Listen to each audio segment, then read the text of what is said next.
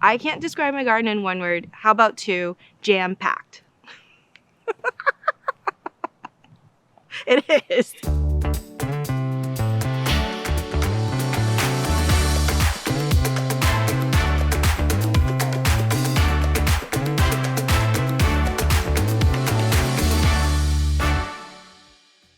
We are in Georgia with a landscape that needs a little bit of love. We brought in 6 garden designers and tons of First Editions plants to help make these garden dreams become a reality. Welcome back to Getting Dirty with First Editions.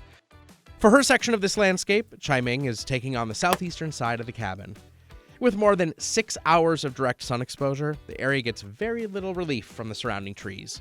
But beyond the full sun conditions, she'll also need to creatively disguise a few less than beautiful eyesores hidden throughout the space, like an AC unit and a septic tank.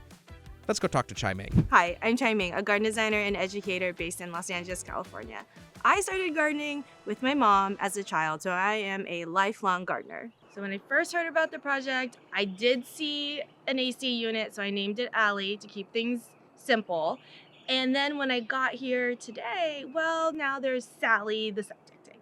The space is about 27 feet that way, and also about 16 to 20 feet out, there is like a little bit of an undulating pattern, which I love because having a log cabin is a little boxy. I'm hoping to really soften it with some plants and maybe some shrubs that will kind of soften the flagstone to log cabin transition and then kind of come through between the septic and the wall to give it some layering. Another challenge is it's full sun right here, but I'm from LA, and full sun here in Georgia and in LA means two different things. So I'm going to look up some of the plant details just to make sure that I'm planting them in the right spot, they don't fry, and they're going to be really happy in their final spot here. My advice for those at home trying to start your own project is make a list and try to stick to your list. You're gonna buy things off the list, but try your best. It's like going to the grocery store and you see that yummy snack, try to stay on the list. Center your design around one plant. You can pull the textures and the colors and then mix it all together so you have a cohesive palette. I know you wanna run and go buy all the plants. You're gonna have extra plants. You're gonna have plants you don't know where to put and it's going to die. Know your sun, your water requirements, and then you'll be good to go. So you have a really fun space on the side. How did you approach it when you first came into the space? So when I design any garden, I like to think of it as a living piece of art. So throughout the seasons, we're gonna see different things. I don't want it to be static and boring. It is very much a living exhibit. You get started, inspiration, go to a nursery, go look at the plants, then pick a color palette because that really puts guardrails. I have a color palette and it's actually red, purple, and green and just plays off of complementary colors. So the other part about this garden that's really, really fun that you did is you added little mixes that's going to give us something throughout the year. So Yes. Talk about how you chose plants to make sure that this garden that can live for 4 seasons in Georgia has a little bit of something every part of the year. So I kind of did a little, matrix situation in my head and I said, okay, in January, February, March, what is gonna happen? What's it gonna look like? So we have evergreens, right? When it's a little bit cooler. So there's always something. And then as we round the corner into April, May, and June, we are gonna start to get our roses will start to bud and we're gonna have a display of pinks, reds, and whites. And then as we get into summer, we have our crepe myrtle going off. So really it's just an ever-changing tapestry. And then as we get into fall, all the colors of the hydrangeas are gonna start getting more red. And we have Crimson Fire, which already has that dark foliage. And I actually put a couple crepe myrtles in to play that through. So it isn't like one chunk of color and then another chunk. It really is threading through the entire piece. So when you first started looking at the septic tank, you did a little bit of research. Tell me about the I research you did. Handy dandy Google.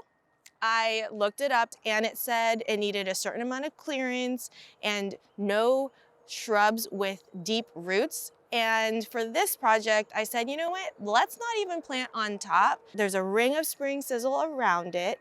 But in the meantime, because it's going to give, we need a couple years before it gets really fully established, this beautiful ring of hydrangeas. I put a trio of pots. I have 3 pots. One, I'm actually going to put a tree. It's the French Cabaret in blush in tree form. It's just this really soft blush. And then I have a matching French Cabaret in red, purple. And then we also have a crepe myrtle tree, but they're offset just enough that at any angle that you're standing at, they're not directly in line, because then it would cover and it would clash and be not pleasant for your eyes. But you're also thinking about how the space gets used. So you wanted to add a little something special for those that are here day to day. Tell me about that. Yes. So that was not part of the original plan.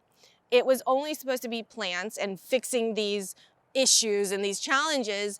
But how else can you use this space instead of just a mass planting? Even though that's beautiful, this isn't a botanical garden, right? So what I like to do, especially it's like a little bit of the California living, outdoor living, is to actually like dine inside your garden or have a seating area. So I thought, well, what about a picnic bench? And so underneath our crepe myrtle tree, we're gonna put a little picnic bench so you can grab a quick snack or just even read a book and relax. Chia-Ming approached this space like a living work of art, designed with the idea that the landscape should evolve and surprise you throughout every season. But before she could focus on beauty, she had to tackle function first. From an AC unit and septic system to intense full sun exposure, this side of the cabin came with more than a few design obstacles. Instead of hiding the more challenging areas behind a solid wall of plants, Chia-Ming layered shrubs, trees, and containers to create privacy, softness, and year-round color while still preserving the charm of the cabin itself. Her design combines structure, movement, and seasonal interest, with carefully selected shrubs like Planet Earth arborvitae to provide an evergreen structure to the space, spring sizzle panicle hydrangea and the finest rose for beautiful seasonal color, and more, all woven together into one cohesive garden experience. And beyond just creating something beautiful, she also designed the space to be lived in, adding a seating area tucked into the landscape, inviting guests to slow down, relax, and enjoy the garden. There were a lot of challenges and bumps along the way, but I'm really proud of how it all turned out. And that's a wrap. Hi, I'm Chia-Ming, a garden designer and educator. My favorite... That's going to be the blooper reel, right? It's just... Oh yeah, they will. Oh, yeah. We're gonna do a compilation. I know, right? It's like... blah, blah, blah. Make sure to like and subscribe so you don't miss out, and we'll see you next time.